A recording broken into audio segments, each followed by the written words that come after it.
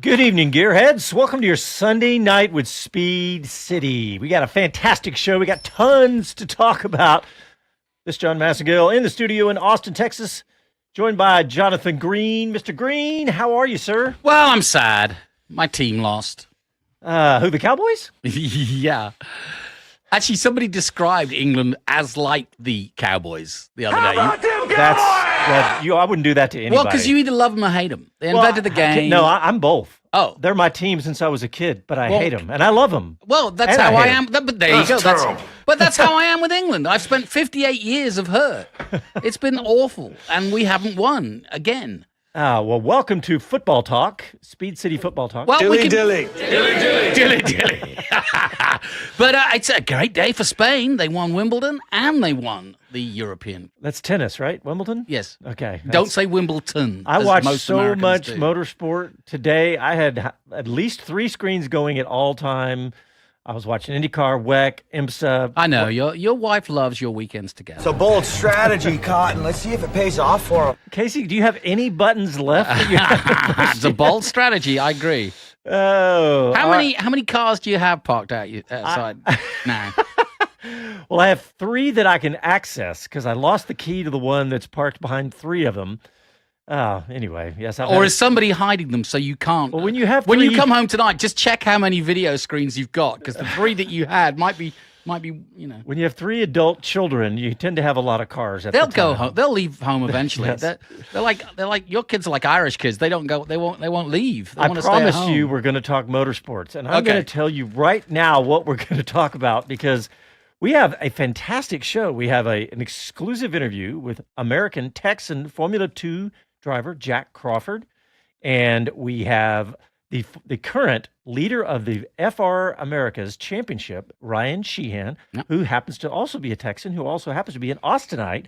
And if you're a fan of the show, you've seen him before because he's been coming on since he was wearing short pants. Well, exactly right. I was about to say the same expression. He has. He's still wearing short pants now and again. He probably does. But he is a true blue young businessman these days. I was saying as well as a before- fast racing driver. Yeah, I was saying before we came on the air, I was like, it's funny. We'd be totally excited about having the FR America's Championship leader coming on. But it's little old Ryan, It's just Ryan. He's coming Yeah. on. So, all right, we also... I've got a bone to pick with him because he's yet to come and commentate with me, and I think that's poor form. Well, especially when you're at half the races together. Yeah. So we're going to talk all about IndyCar because we had the double in Iowa, the oval, and we had WEC this weekend. I watched a ton of that because we're getting ready for WEC here in Austin for the Lone Star Is Le that Mans. what you do with weeds? Yeah. You So whack 'em. weed whacker? Weed whacker. And Coming in September. so what else did I miss? Oh, we're going to talk a little IMSA because my son was racing in that and because they were in Canada. But yeah, man, I want to, and we got some Formula One stories. A couple of Formula It's One quiet stories. though in Formula One, isn't it? Yeah, it really was. I just jumped on the normal websites and I was like, wow, they are digging for the stories. But there's a couple out But there. there's that some we're gonna- bubbling along, and Yep. I definitely want to talk Red Bull because it's gonna the dam is gonna crack, Yep. and I predict it will crack in Hungary. Oh, and we're going to talk Goodwood. That was the other that I was trying to. I really didn't get to watch I didn't get much. to see any Goodwood. No. I mean, just a tiny bit. There is a hilarious video floating around from Goodwood that we're going to try to show from social media today. It's about it's a Red Bull story. So I'll just tease it. It's hilarious, actually, kind of cringy almost at the same Does time. it involve a Spice Girl? No, no Spice Girls. All right, so we're going to start with IndyCar, and we had the double header in Iowa, the ovals, and it was there was a little talk amongst the drivers and everything. I was watching the post race driver interviews, and they were saying it was kind of they were actually really worried because it was boring. They were saying it was boring. No. And we're in trouble. But you didn't think so? No, and I'm a big Scott McLaughlin and a big Kiwi fan because Huge of my McLaughlin time there. fan, yeah. Yeah, he was on the boat when I fell off it, or when I fell in the water. But I've always had a huge following of him. He became famous, both in New Zealand and Australia when he won his first supercar race. He said, "Well, how did you win? What was the difference? What did you do differently?" He goes, "Oh, I don't know. Just came out the last corner and gave it full jandle. And jandles are thongs, or jandles are what do you call them? Oh, flip-flops. Flip-flops. going Thongs in thong? some countries. Yeah, Foot thongs in thong. some It's a countries. foot- What the hell have we gotten into here? I know. foot thong. Jandals. If you go down Yes. under, get yourself some jandals. And anyway, he gave it full jandal, which the Australians and the Kiwis loved. And so he's become synonymous with giving it full jandal. Every Kiwi will tell you what if you ask Hartley what he did today at the first corner of WEC, he gave it too much jandal. And he was not wearing a thong. Had He nothing to do wasn't. with a thong. I No, don't know how we got there. Brendan Hartley's never worn a thong. I saw Brendan Hartley today. I was looking at him going, oh my gosh, he looks not like a kid anymore. Because last time I saw him was at Coda years I got ago. news for you, not to you, buddy. That's why we have these really low-res cameras here. Yeah, no kidding.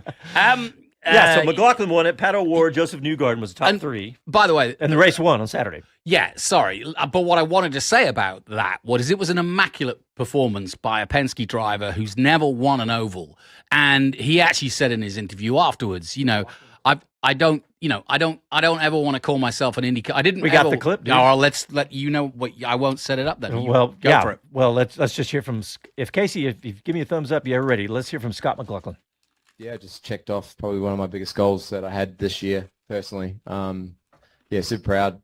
At the end of the day, it was I knew I did the job in some ways from my perspective, but it was a team win. I mean, they put me out in front and got me the lead, and I was able to show how good our car was, just controlling the pace at the front. But yeah, it's obviously not a race that we're used to seeing at Iowa, but we'll move forward and know that we've got a good car for tomorrow. I think we're even better when the sun's up, so hopefully we can carry it on and start pole and win again. Yeah, it's correct. I always felt like that. I felt like an open wheeler driver, but an IndyCar driver is someone that can win on all three racetracks, and thankfully very proud to say that I've won on an oval now, and along with a road and a street course. I'm nowhere near a complete driver, but I just feel like I'm an IndyCar driver now, or I'm proud to say that I am, because ultimately everyone wants to win on an oval. That's it, man. And he's proud to say he's a complete IndyCar driver now. Well, in the vein of a Hartley, Anna Dixon, Anna McLaughlin, I mean, he really truly is humble. I mean, he's more than just a real IndyCar driver. He's holding his own against the GOAT. Day one, he was holding his own. From day one. When he came to Coda, you interviewed him. One of the first I think guys. I was the first guys to interview him in the States here. Yeah. I mean, the natural thing you would say is a bit like Van Gisbergen, which again, what a phenomenal story. I hope somebody's doing a documentary on all these similar, Kiwis. yeah. But holding his own, coming into a well-established series with guys like Rossi and Dixon and Palou and Power won today, and that was his first oval win in 5 years, and that's a two-time champion and two-time 500 winner, and McLaughlin is beating him. Yeah, And it's amazing. and in the championship, too. And Power's still in it. And I'll tell you what comes out of this doubleheader at Iowa is we've got a hell of a championship on. This reminds me of the one, do you remember a couple of years ago when Dixon came out of the dust out of nowhere? Oh, yeah. And still got himself in contention. But it reminds me of that championship because it's really wide open, because Palou didn't have the greatest of Saturday nights. McLaughlin won it. Power didn't have the perfect night either. Dixon was typical Dixon, steady as you go. And so now all of those guys I've mentioned are all in the running. Yeah, and I just think that McLaughlin has been so exciting to watch. And let's go to race 2 now, because that's the one where everybody's complaining that it was boring. I mean, I don't know. I see. That's the one. Yeah, all right. Relatively speaking, for sure. But the also. last 7 laps were good. Well, they're talking about the repave, how it changed everything so dramatically. And, And you know what? Of course, the end of the race is where all the action happened, because you know what? We've got a clip from Kyle Kirkwood, who was caught up in the melee at the end of the race, and he actually explains a lot of what happened, because there was a huge crash. Yes, huge crash that started with Alexander Rossi slowing down and Stingray Robb. So let's hear from Kyle Kirkwood. So Kyle Kirkwood was one of those involved in that very scary incident at the checkered flag. You have any idea what happened ahead of you? I know Rossi was running out of fuel and stayed on line. He was going much, much slower. My spotter apprised me of the situation, but clearly it was a bit too late for Stingray there. So hopefully he's okay. Hopefully everyone that's gotten out is okay. Yeah, definitely a very, very scary wreck, flipping multiple times up in the air. As soon as I saw that, they were actually slowing down so much because Rossi was already going slow, and Stingray's in the air, and he's pretty much like a parachute when you're sitting perpendicular to the road with one of these cars that I lifted out of the throttle, out of the corner, and then instantly spun myself. Yeah, so that's unfortunate. Sorry for the guys. We're having a good race there. But, you know, we were actually still on the last lap, so we actually didn't finish that bad. I'm actually surprised looking at this scene that we finished 16th. So, yeah, sorry to the guys. Hopefully everyone's okay. Scary wreck. Glad everyone is semi-okay. A lot of us are claustrophobic, too. When you're trapped in the car, and I'm sure it's boiling hot, what were those few moments like, and how anxious is that? I hate being stuck inside the car. Yeah. There's no doubt about that. When I was stuck at Indianapolis upside down, the first thing that you want is to get out of the car. And obviously the safety crew came over. They got to me within seconds, and they calmed me down and said, "You're good. We'll help you out. We're here for you." So that was very calming for me. But no, initial thought when you crash and there's a car on top of you or you're stuck, the last thing you want to do is be on fire, and that's initial instinct for a driver is just get out. But obviously these cars are so safe now to where we don't have to be too concerned, and obviously the AMR safety crew was there for us in case anything was wrong. So glad you're okay. Thank you, Kyle. Thank you. Yeah, that was pretty scary watching that, wasn't it? And Townsend Bell called it perfectly at the time. You know, it was so hot inside those cars. Once they stop running and the air stops flowing, they just heat up. And if you're still plugged in and you cannot get out, which he couldn't, I mean, even Power, when he finished the race, was like, you know. So it was very hot and, scary, scary moments. But all in all, the quality of the IndyCar racing this year has been absolutely top draw, whether it be Dixon saving fuel or Power today saving fuel or tires. They were worried, you know, with track, or whether it's Santino Ferrucci not caring about anything or anybody, driving blind, hitting wheels, having fun. I love his work. And he still finished sixth in the first race. You know that AJ Foyt is going, oh my God, my illegitimate grandson is in my team finally. It's very true. Where did he finish? Oh, he finished 11th in the second race. So Grosjean had a decent day too. Yeah, I saw that. I was thinking about Dave O'Neill. Yeah. Grosjean finished 10th today. All right, we got one more clip from Will Power, the winner, and really some amazing stats. Let's. These are, by the way, that audio was from NBC, and this one is actually from IndyCar. So let's hear from Will Power. Yeah, it was. You know, I had a very good car, so my plan from the beginning was to sit back and save a lot of fuel, just get the best possible number using the speed, you know, and lifting, and in that gap, pray for a yellow because I knew there'd be outlaps, and that's when people would be prone to mistakes, and it's exactly what happened. But even if it didn't, we were going to jump people just by staying out. They'd come in, you're just faster, and jump a few people through a sequence as well. So either way, we're going to go forward. But that was the big one, getting that yellow, and then, you know, sitting behind Alex. I felt like we had a better car. Set back, saved fuel again, went long, jumped him over in that sequence. Good in and out laps, amazing stops as usual by my guys. They are the best in pit lane. Don't have to take my word for it. Just look at the times every time. So lucky with that. Fourth most wins all time in IndyCar history, passes Michael Andretti, which is impressive. Incredible. Second win this season for the 43-year-old. 5 years. It's since he won an oval. Yeah, 5 years and 43rd win. Yes, 43. Yeah. But I think also impressive about Power in that race is what he started 20th, 22nd, or something like that. Yeah, something like that. Yeah. All right, we're going to take a quick break, and when we come back, we have the current championship leader in the FR Americas, Ryan Sheehan, right after this.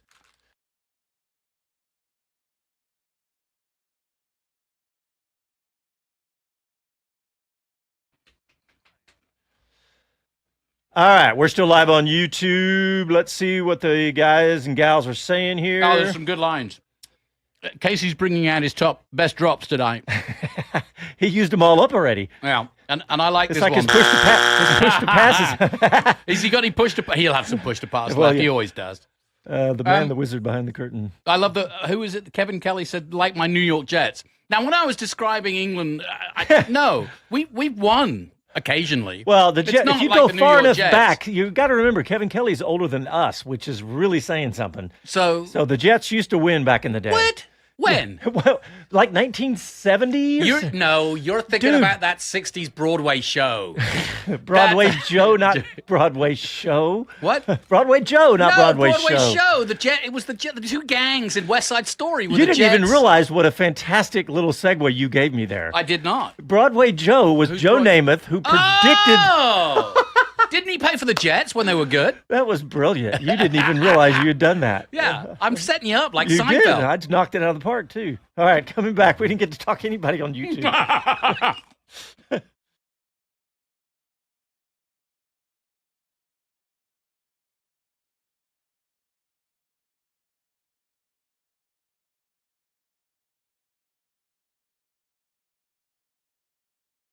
Hi, this is Max Verstappen, and you're listening to Speed City.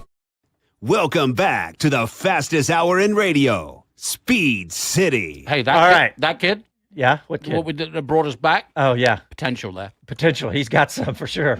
All right. Speaking of kids with potential, again, Jonathan sets me up. Our next guest has been, he's from Austin, Texas, and he's been racing ever since he came to COTA to a World Endurance Championship race, a WEC race, and said, wow, that's really cool. Can I do that? And that was, I don't know, 10 years ago. And his father lost a lot of hair that day. Yeah. He didn't. He didn't know what he was getting into. Now is when his hair is coming out. Ignorance is bliss. So, yes, we want to welcome to our show the leader of the current leader of the Formula of the FR Americas Championship, Ryan Sheehan. Ryan, welcome back to Speed City. Yeah, thank you guys for having me. Well, congratulations on your progress this year, man. Fantastic, leading the championship. Yeah, it's been a really good run of races lately, and so I'm happy to be leading and having a pretty good lead. So hopefully we can just keep that up the rest of the year. And Ryan, I should correct myself and apologize to you and your dad, because the truth is, and I want you to talk a little bit about this. I'm so proud of what you've achieved, but the truth is, and your dad will concur with this, you are your own businessman. You have done a lot of this. A lot of why you are doing what you are doing is off your own bat outside of the car, and that is very rare at your level. We all know what motor racing is all about, and in terms of cost. Tell us a little bit about how you go about raising sponsorship, because I just find that so unique, simply. Yeah, I mean, unfortunately, my dad isn't Lawrence Stroll. He can't throw millions of dollars at the wall and see what sticks. So, yeah, I have to be super involved, because if we're talking to a sponsor and it's just like dad or a manager, then they probably won't be too interested. But when they hear it coming from me, then we get a bit more success in that situation, because they're usually interested that a 19-year-old is talking to them about, racing sponsorship. Yeah, no kidding. And tell us how you've also got involved with the Austin business community as well. Yeah, I mean, I think I was 16 or 17 when I went to my first Austin, what are they called? Austin Business Journal or Austin Chamber of Commerce. Chamber of Commerce. That's it, yeah. Yeah. When I went to my first Chamber of Commerce meeting. And I definitely got some looks there, people wondering kind of why I was there, if dad had to pick me up from school and then take me straight there or something. But yeah, it's been an interesting ride. Since I was 16, 17. Basically, when I moved into a car is kind of when I had to really get super serious about it, because that's when the costs start to rapidly rise up. Ryan, we've had you on the show many times. We've known you since you were 15, and I've obviously had the privilege of doing some of your races. I did your last double, so it was great, because I hadn't seen you race in person for a while. We went to New Zealand together a couple of years ago. I watched you literally try out FR for the first time, so you were definitely wet behind the ears, but it was a huge experience, which I think has led to this point now of where you are, because you were runner-up last year to the actual New Zealand champion, who's currently in Indy Next, got a fourth place yesterday. today, Callum Hedge. Well done to him in his first ever oval. But just give us a little potted history for the audience out there. And if you are listening, he is available to put stickers on that car at the right price. And he needs your help, folks. So, hey, we got one of our own, a Texan, a true-born Texan, trying to get to Formula One. And as you know, we were all about selling Alexander Rossi when he was Caterham, and we were all about Sargent, and we were all about Jack Crawford, but we were also all about Ryan Sheehan, and he's the next. And here's why, if you are a business owner or someone who makes those decisions, you want to think about this, because Ryan, just this year, for example, he's won 4 of the 11 races. 2, he's finished second. And, I mean, your lowest points total is 9. What is that position, Ryan? That's like 4th or something? So yeah, I think I think that was the second place in a half points race. Oh, yeah, okay. Oh, so wait a minute, I may have gotten this wrong. So how many wins do you have this year? Yeah, still 4, I think. Because you got 18 points. Podiums. Yeah, okay. Okay. Yeah. And rumor has it on Reddit that Checker has been calling Ryan for advice on consistency. So what? Yeah, it's true. You know, we talk frequently. Good man. Slid into my DMs and asked for some advice. I see. That's good for you, man. Don't give it all away though. Okay, Don't give it so all away. the But why don't you give us? I keep some secrets. What I was trying to make, the point I was trying to make is that, Ryan, the trajectory that you're on right now, I mean, you really could end up at pretty high level. I could easily see you making it to IndyCar. I mean, Formula One is that, we all know that your dad's not Lawrence Stroll, right? That's the number one reason you're probably not going to make it to Formula One, let's be honest. But you never know. But the point is, get in good with Ryan now when you can afford him, because you won't be able to in a couple of years. Well, and being involved in a young man's career and also being involved in motorsport, full stop. Anyway, going back to the question, give us a little potted history. I know it, but tell the audience. Yeah, well, like John said, I went to a race out at COTA in 2013, so pretty much right after it opened. Yeah. Instantly fell in love, told my dad I wanted to be a race car driver. He said, go research it. Come back in 2 days. This shouldn't be a super quick thing that you come back in 2 hours and give me an answer. So I researched it, found out it's go-karts is where you start. Did that for 6 years and then moved into an F4 car in 2021. Did that for 2 years and now in my second year of FR. And you've been runner-up last year and you're leading the championship now. Yeah. So hopefully we continue the upward trajectory. Yeah, and the unfortunate thing for you is Honda. You're about a couple of years around because Honda were offering big money for the champion of FR, and the likes of Kirkwood and the likes of many others have gained from that money that they get as a Honda prize, which sadly has gone away because obviously Honda now not part of the FR championship. As a manufacturer. So, that's a tough one. But that's motor racing, as you well know, and it can happen. And you don't sit there waiting for Honda to give you a handout, do you? Yeah, I mean, it definitely would have been nice, but we've made it work so far, and I have faith that we can somehow make it work for next year, wherever we end up. And interestingly enough, I mean, there's a plethora of Texans in here as well. Titus Sherlock, who is another good friend of myself, was also in New Zealand. Jet Bowling from Dallas, Texas, third in the championship. Yourself leading it, and then sandwiched between you and Bowling is Patrick Woods-Toth, who is a Canadian and who I heard about years ago from Scott Goodyear when he was doing commentary with me for Trans Am, and he was like, he's the race director, as you well know, but he kind of sort of said, hey, you keep an eye on this guy, and so it's proving to be the case, and it really is, I would argue, between you and Patrick Woods-Toth, but the likes of Bowling and Havrada and Sherlock are all going to take valuable points away from that challenge between you two, between now and the end of the year, which is at COTA. Yeah, I mean, go ahead. I think the field is really strong this year, so if me and Patrick ever have any issues, then they're right away to steal a position or two from us. So we can't relax if we have drop a tire or something. We don't have a 10-second get back to the third place car. We have maybe a second at most. So I think it's a lot more fun that way, just to always be on your toes and always be competing. So yeah, it's lots of fun this year. And the other thing people might not know is that it's quite an interesting dynamic, if that's the right word, because both of you are crosslink Kiwi, as both of you and Callum Hedge were last year. But knowing Callum as I do and knowing his schedule last year, he was very rarely there. He showed up for the race weekends and then was on a plane back to do Porsche in Australia, which was great for him. And so, how is the dynamic between you and Patrick in the debriefs and in the data sharing side?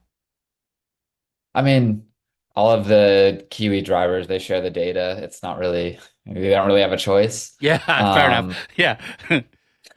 But yeah, so me and Patrick have the same engineer. We're his two drivers, which can be nice because you know that we both get the exact same coaching. Yeah. There's not really any difference in style or anything like that. So I think it's basically as equal as it can be. Usually we'll start off with the exact same car and then we'll tune it based on our preferences. But yeah, I think it's super equal. So it usually ends up being whichever of us can inch that that 10th or 100th out of the car. So it's good. It's really exciting, and it's lots of fun battling against your teammate. It's still pretty stressful, but I think it may be a bit lower stress than someone else. And 20 points or so between you. Do I go out and buy the big Texan buckle yet, or shall I hold off? Oh, I still have one from that you brought to New Zealand. So that's right. Bring it to Coda just in case. Good. Yeah, you better be wearing that. That's your good luck charm, man. All right, Ryan, we're going to take a break. Stick with us, would you? And when we come back, we'll have more from Ryan, but we also have lots more to talk about. You listen to Sunday Night with Speed City, back after these messages.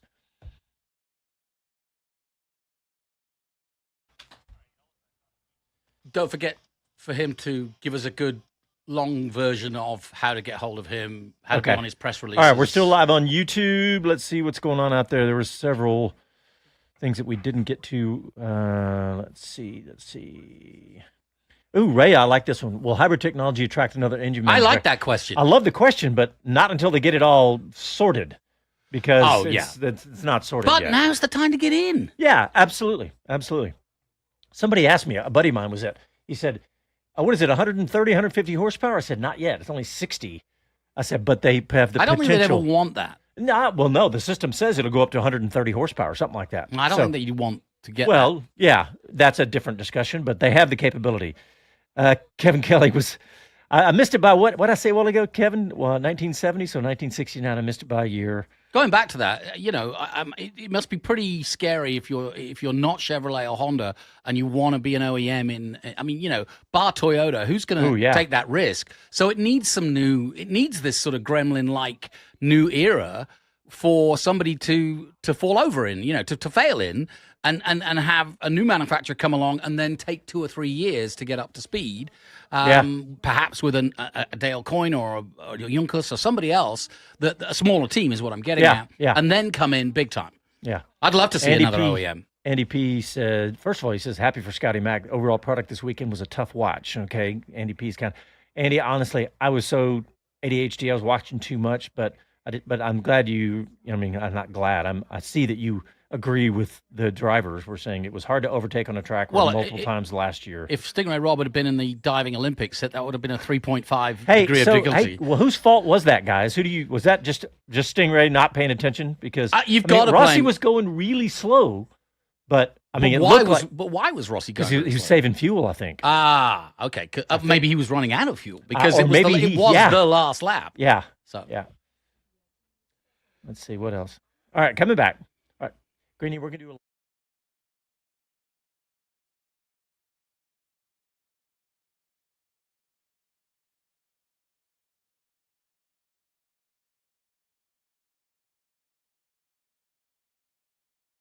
Hello to everyone, this is Gunther Steiner, this is Speed City. Welcome back to the fastest hour in radio, Speed City. Thank you, Gunther, for bringing us back. Where will you be Labor Day weekend? Because the Lone Star Le Mans is coming to Coda. Yeah.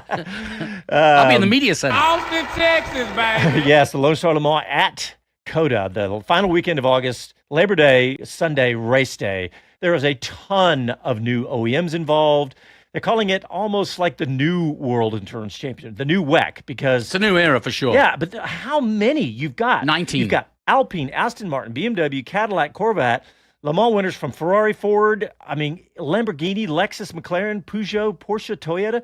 It is this is a golden era. It has to, there's a way to describe it. During the Brazil race, they were talking about the LMP1 era when 10 years ago when they were last at Brazil. And I remember that era well with Audi and Porsche and so on and so forth. But this truly is. Ferrari winning Le Mans twice in a row now in the hyper field. Like you say, you've got manufacturers. We even looked up that Italian one that we didn't know much about. It's sort of Fraschini. Yeah, Fraschini, I think it is. Bless you. You should get some. We should get some cream for that cold. Really good. And then there's two classes which I also am a big fan of because it makes it a lot easier as a commentator. It's a little confusing. LMGT3, which is if you like your production version. But that's the Aston Martins and the Ferraris of production. McLarens. And BMW. Yes. And you've got Formula One world champion Jenson Button and a guy who's won a few championships. You might have heard of him, Valentino Rossi, the number 46 team. Yeah. So they are lined up also, plus two good support races, the Lamborghini Super Trofeo and Ford Mustang Challenge. Yeah, that's going to make because there's a Ford Mustang in WEC now. Yes, there is. Yeah, so that's going to be, and so there's a lot going on at that weekend. Really looking forward to it. And hey, guys, we've got the perfect guest to affirm us. It's a great event to get the bug. That's what happened to Ryan Sheehan, and now he's a professional racing driver and the leading FIA Formula Regional Championship leader. That's how dreams are made, folks. Unfortunately, Ryan, hopefully you're not going to be in Austin that weekend. You're going to be in a F3 car. Canada. In Canada, that's right. Yeah, we're going to be at CTMP that weekend, which when the FR schedule came out, I was super upset because I'd been looking forward to the WEC race this year. But driving a car is a bit better. Yeah. And Ryan, we've known each other a while, but just tell us what that day that you were there at WEC, what it was that interested you so much, and two, reality versus dream. You are now a professional racing driver and you are living the dream. Who knows? You could be coming back here in WEC in a couple of years representing, Ferrari or BMW or Cadillac. So, what was it that day and what was the reality like when you started learning? I think it was just the access. We got to walk through the paddock. We got to walk on the main straight for an autograph session. It was super cool. You got to meet the LMP1 drivers who back then were some ex-Formula One drivers. You got to meet, racing legends. It was the coolest thing I'd ever done up until then. Probably still one of the coolest things I've ever done outside of driving a race car. Beats mowing the yard, doesn't it? Absolutely. And anytime you're at COTA, it's a cool experience. It's such a nice facility. It's always nice to go there when we race, and so getting to go as a spectator is no different. So it's great. Hey, Ryan, have you had a win at COTA? I can't remember now. Oh, good question. Yeah, it's a sore subject. Yes. That's right. Sorry. At my home race. Yes. Sorry. Well, we can change all that in November. There you go. Absolutely. Hey, Ryan. Last year, Jonathan mentioned Callum Hedge a while ago, who won the FR championship. You came in second last year, and Callum's now a IndyCar driver. What Indy Next driver. So, what is the dream for you? And with even a dose of realism, let's say, since your dad is not Lawrence Stroll, as we said, third time on the show. What is the dream, and what are you hoping for? Lawrence on line 2. Yeah. Yeah, I think being pretty broad, I think the dream is just making a career in racing, making a living, getting to drive race cars. I think you can't really ask for more than that. Everything else is kind of up to luck and chance and all that kind of stuff. I think IndyCar would be amazing. IMSA, WEC, any of that would be incredible. Obviously the massive dream is Formula One, but that becomes more and more difficult every year, especially if you're not born in Europe, if you're not a millionaire. There's a list of things that you have to have, and there's a very small amount of people that actually fit that. But it's my dream to make it to Formula One, IndyCar, and I'll keep working at it as long as I can. Do you do things like, you hear these stories like Lewis Hamilton? He got his start by going up to Ron Dennis. Going up to Ron Dennis. Do you do things like go up to Gene Haas or go up to Mario Andretti or, calling card to make sure they know who you are? I mean, do you do that kind of stuff, Ryan? I'm sure you probably do something. Unfortunately, we don't really end up at places where people that important are. We don't have a Gene Haas or any F1 team principal, anything like that at FR races. And even when, like a few years ago, when F4 was supporting an F1, we were kind of quarantined in the support paddock. We weren't allowed to even look at F1. So it's hard to get an audience with someone like that. But if you ever do, then you have to take that chance. It could be your only chance. And I mean, worst they can say is no. Yep, that's exactly right. And you know the story of how we now do the official nationwide on another network, do the Formula One races. And that was, we just walked up to the CEO of Formula One and said, hey, we're who we are. You're going to give us a shot. And they did. So it never hurts to ask, Ryan. So, all right, guys. Hey, Ryan, can you stick with us for a few more minutes? Yeah, absolutely. All right. So we got a couple things I want to talk about. And we've got this interview that Chris Medlin did for us. Yeah, I'd like to hear Ryan's take on it. Yes, that's exactly what I want to do. We got this interview with Jack Crawford, and this was about a month ago. But Jack Crawford, who is, I think he's currently 6th in the championship in Formula 2. And Chris caught up with him and talked about how he's had some good momentum and where he is in his career. So let's hear from Jack Crawford. How was it to drive a Formula One car for the first time? Yeah, it was amazing. I mean, straight away, you can tell, it just feels a bit different. The steering, the first thing I noticed straight away was how, like, when I had so much downforce and so much front end, as soon as I turned the wheel, it was like darting everywhere. I kind of described it to everyone as like turning up the sensitivity on your mouse very high, and that's what it kind of felt like. But no, I had an amazing day. Obviously, the biggest things were the high speed and the brakes. Just overall the downforce. So, yeah, lots of things to get used to. Also a bit more complicated with the wheel and everything. But in the end, I got used to it and had a lot of fun. So it was the 2022 car, if I'm not mistaken. How does it compare to a Formula 2 car? Because there's a lot of talk about how stiff and low and kind of brutal these cars can be, actually, this generation of car. Yeah, it's a lot different. I would say compared to the F2 car, I mean, you can't really compare it. I mean, there's just so much more downforce, braking capabilities, or so much more, so much torque as well on throttle. I mean, the top speed and stuff, there's not a huge difference. Cornering speed, actually the slow speed stuff, I didn't feel like it was so much different. That was probably the easiest part to adjust to. And then the hardest part was obviously the high-speed stuff, which was a lot faster. But yeah, and compared to it, there's, it's just your brain is moving a lot faster. You have more things on the wheel to do throughout a lap. You're obviously going at a faster speed as well, so it's just a bit more of everything.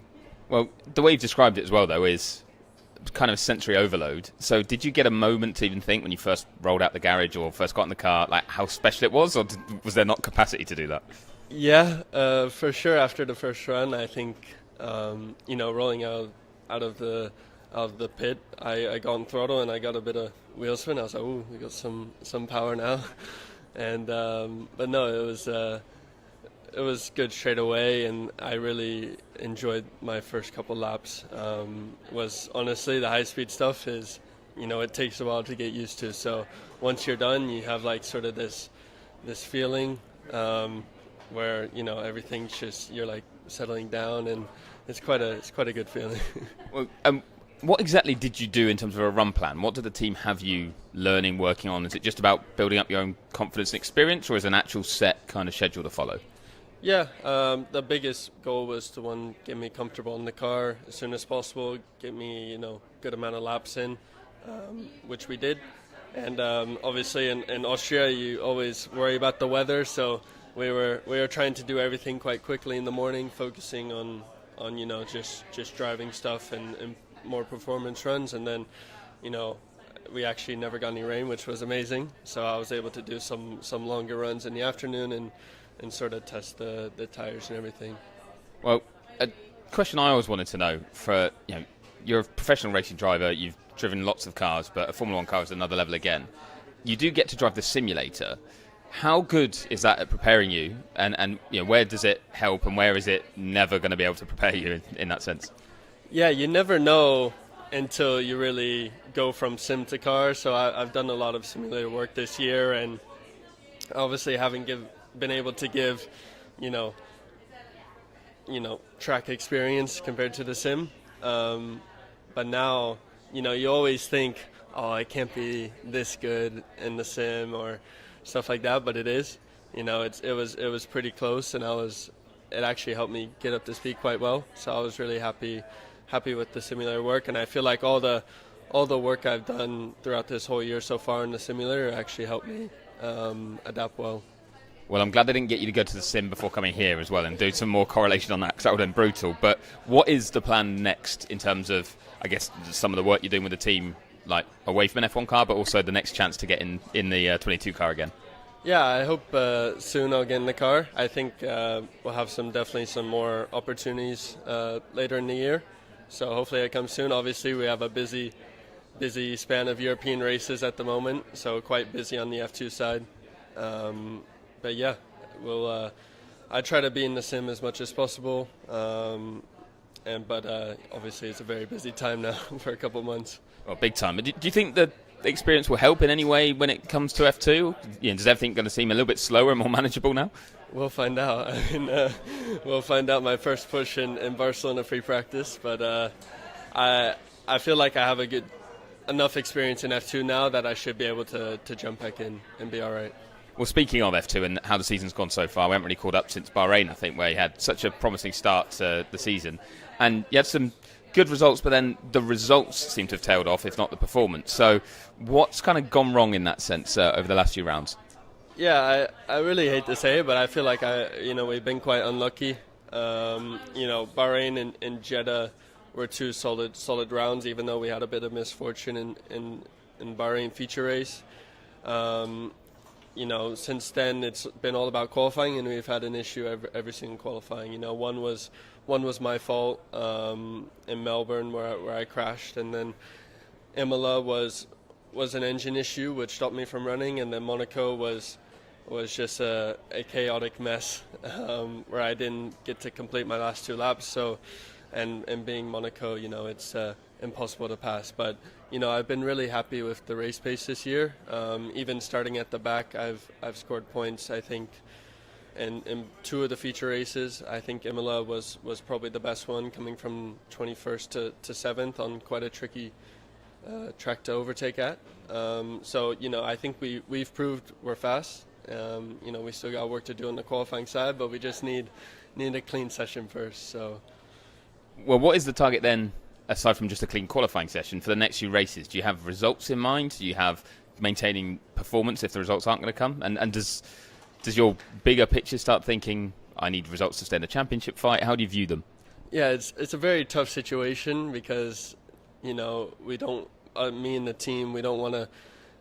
Now we've dug ourselves in a bit of a hole with three poor qualifyings for all different reasons, and at usually you'd want to, luckily it's still early in the season, so we can just say keep it clean. We don't need to try too hard to make up for it, because that's how even more mistakes can happen, and then you're even in a bigger hole. So I think it's just about keeping it clean, sticking to what we know, and the results will come itself. Thanks for joining us. Yeah, thanks a lot.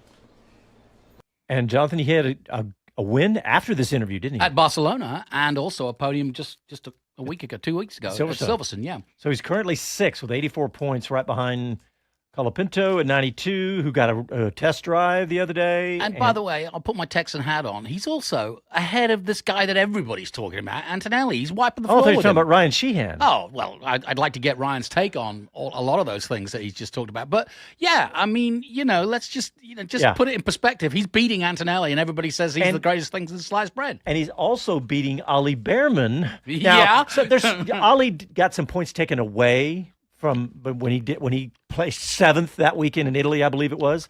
But anyway, so Ryan, Jonathan and I were just thinking while that was being played, thinking about like sim work and things like that. Yeah. What's your take on that interview?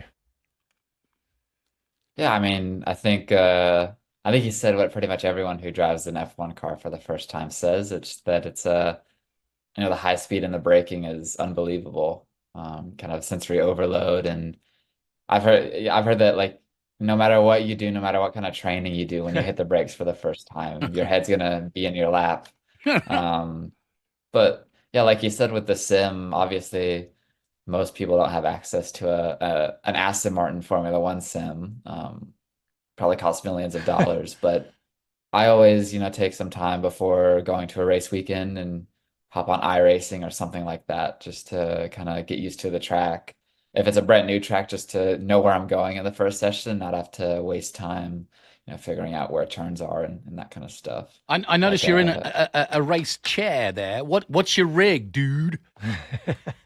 Oh, this is just my desk chair. My real sim's back there, and it's definitely not too high budget, but maybe I need to work on that. Maybe that'll give some better results. Well, what's your GPU? How about that?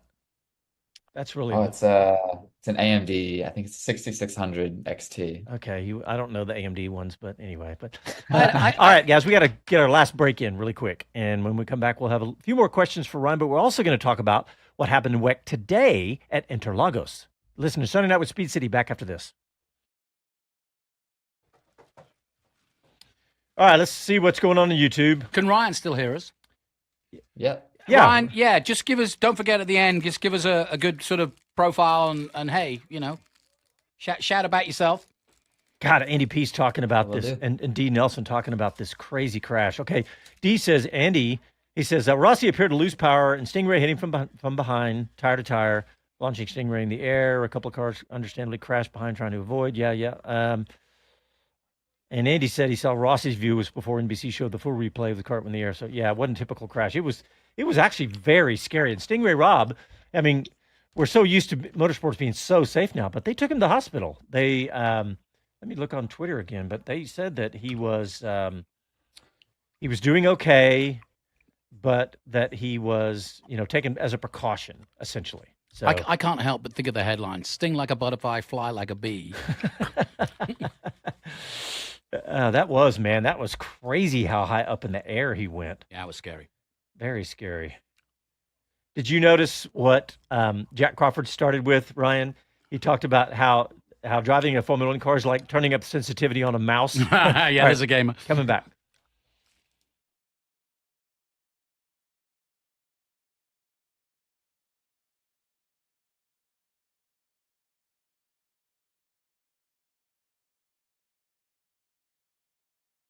Hi, this is Jay Leno from JayLenosGarage.com, and you're listening to Speed City. Welcome back to the fastest hour in radio, Speed City. All right, we're going to talk a little bit more. We're going to talk with Ryan Sheehan. He's still with us in just a minute, but we're going to talk about the World Endurance Championship. WEC was at Interlagos, a pretty iconic venue, Jonathan, and Toyota continued their momentum, didn't they? Yeah, they did. They haven't had, finally, they've got some competition. You remember a few years ago, there was only Toyota there. Yeah. I think the last time we did WEC, it was a cakewalk for them for Toyota. There was no one else. There was no one else, but it was no really competition. bad, actually. It wasn't good. But now they've got real competition. And it comes from Ferrari, and it comes from Alpine, and it comes from Cadillac. Porsche? Yeah. Of course. And so, they haven't dominated. They had a good run at Imola in the rain. But today, I actually thought they were going to be first hour. They were first and second. And then I don't know what happened to the 7. You'll tell me, I'm sure. But anyway, the 8 stayed at the front the whole time. Yep. And of course, this is the hybrid cars. Yep. And a top class. And let's see, they had a pretty big pace advantage. It looked like over the entire hypercar competition. I mean, and who was it? Brendan Hartley, Sebastian Buemi, and Hirakawa, yeah. Yeah, in the Toyota. And then Conway, Kobayashi, and Nick DeFries. Nick DeFries, that's right. Yeah, they did an interview with Nick DeFries, but it could have been a 1-2 for the Japanese manufactured Toyota, but a rare control unit problem in the third hour from the number 7. That's what happened. 7, yeah. By the way, this is Sports Car 365. I'm stealing some of their good stuff. If you ever want to catch up on, sports cars. Ryan, do you still watch WEC? Did you watch any of Interlagos this weekend? Unfortunately, I was traveling home today, so I wasn't able to catch. I caught qualifying yesterday, but I wasn't able to watch the race, which I love. I was actually really looking forward to because it's new venue, but yeah, it is what it is. It's good. It's good. And by the way, just to plug, it's on Max. If you've got HBO Max, all the sessions, all the qualifying, it's all there. Yeah, if you've already got that. If you don't, and you want to do same with MotoGP. Yeah. Yep. And if you don't want to do that and you want to just get the OTTs, you can get it directly from WEC, and you get I think maybe more onboards. I should know the answer to that. I looked today, and now I'm confusing IMSA. Never mind. Those are IMSA onboards because I was watching IMSA. But anyway, back to WEC racing today. Great stuff by the Iron Dames, at least to get pole. Yeah, they got pole. That was pretty cool. I don't know what happened to them. They disappeared. Yeah, and here's the full results. Let me get that one going. But the Porsche team in LMGT3, Manthey, how do you say it? Manthey? Pure Racing? Yeah. Yeah. And the number 92 911 GT3R. And they were, here it is, a pass by the pole sitting number 85 Lamborghini Huracan GT3 of Sarah Bovey. Yep, they laid the foundation for the victory, and it eased past when the Dames tired their car with fluid pouring from it. There's your answer on that one, Johnny. Okay, fair enough. Yeah, because they the three girls did a brilliant job in qualifying. Well, Sarah Bowie did the driving, but they've been really impressed. No question about it. And they're moving, just as Chadwick is moving women in motorsport fast forward. It's great. Yeah, and you know what? You and I were talking about it, and how do I say this? These females are fantastic race drivers, right? I mean, there's no beauty contests. These are not to say that they're not beautiful, but they're not doing what some other females in racing have done, right? They're coming up on the merits of their driving for 100%. Well, Ryan can talk to this. Nicole Hervrada, one of his teammates, is absolutely hitting her marks now. Ex-ski racer from Canada. Ryan, she's the real deal, yeah? Yeah, I think she had a pretty good string of podiums earlier this year. So, yeah, she's been competing really well. I think she joined us mid-season last year. Yeah. And, she's progressed really well and now is a pretty consistent podium finisher. I had the split screen. I have two screens in my studio, and I had IMSA and WEC on at the same time. And I looked up, and the Heart of Racing was on both screens at the exact same moment today. I don't know where they ended up finishing. I think they finished second in the LMGT3 in WEC. Ryan, we're running out of time, so let's set up the end of the year. You're leading at the moment. You've got a good head of lead over Patrick Woods-Toth. What's it going to take to get to the checkered flag and get to the win? And more importantly, let's encourage Austin and Austinites and San Antonioites and Houstonites and Dallasites to come down, because the final race, and I've got a feeling it's going to go all the way, and I'll be doing the commentary in the booth, it's going to go all the way down to Coda, and we want to get behind you. So just describe what's ahead. Yeah, it's going to take consistency. I think I've heard you say I've been metronomic at points. It's like a good word that I like. So I guess I'll just keep my metronomic style and well, and what I mean by that is you don't suddenly lurch, you don't take sort of lurching moments. Speaking of lurching, is that your phone? Yeah, lurching? my father calling up to sponsor Ryan, but I ignored the call. That's terrible. That's terrible. No, but you're absolutely right, and I hope that's you don't feel insulted by that. I just feel that you're not a flair driver in terms of suddenly, if you watch Santino Ferrucci for 5 minutes, it scares the heck out of you, and sometimes it works for him, sometimes it doesn't. But he was wheel to wheel and rubbing wheels with Newgarden and all sorts today, and that's not your style. You're Dixon or Power, which is okay. What's it going to? Yeah, that's what you the want. greatest.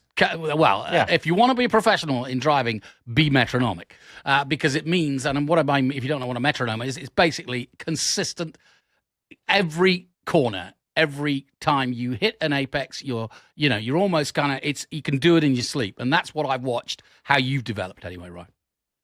So what's ahead in races wise? Yeah, we have New Jersey in about a week and a half. That's around 5, I believe, and then we have around 6 in Canada, our first race across the border. So that'll be super exciting. And then the finale at Coda in I think Halloween weekend. So any Texans, anybody sounds scary. Anybody around? Come on down. And it's 3 races per weekend. And if you've got a young wannabe Ryan, bring them down. Bring your 9-year-old. Bring your 9-year-old daughter or 9-year-old son or whatever. Get the next race driver. Yeah. Hey Ryan, what's your website so people can where they know to go search out to sponsor you? Yeah, really easy. RyanSheehan.com. There you go. All right. Well, listen, best of luck. We're really proud of you. You're representing us really well here in Austin, and you're living the dream. And I hope that Austin gets on board. Thank you. All right, Ryan, thanks a lot. Thanks, everybody, for tuning in tonight. And you can always catch Sunday Night with Speed City. We're at the new time now, as you saw today, 5 o'clock. But also, of course, our Formula One broadcast 1 hour before and 1 hour after every race. Go to our website, speedcitybroadcast.com, to find out how to listen to that. And we will talk to you next Sunday.